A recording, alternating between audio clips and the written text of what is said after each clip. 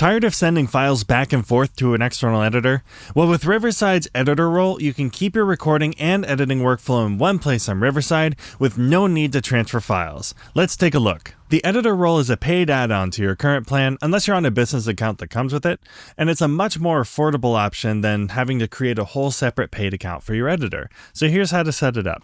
First, we'll go down to our settings, and then you can select members, and then go up to the invite button, and then you can add the email of the editor that you want to invite. So we'll go ahead and send the invite, and then you'll see this pop up with the editor seat price. You can click unlock for your editor to purchase, and then click invite now. Your editor will receive an email invitation to start editing or create an account if they don't already have one. Once they log in, if they have access to multiple accounts, they'll see an account picker pop up so they can select the account they're an editor for, and then after that, they're in. Your editor can access recordings, use the Riverside editor, publish to YouTube, and use Riverside's AI tools. It's also important to note that editors have limited access to your account, so they won't see things like billing, account settings, or studio configuration. So you stay in control of the overall account.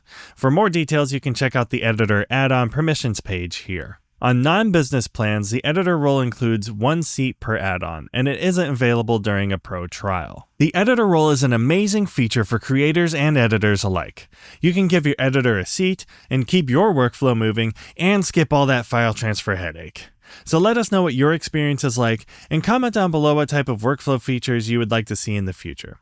So thank you so much for watching, and we can't wait to see what you and your editors create.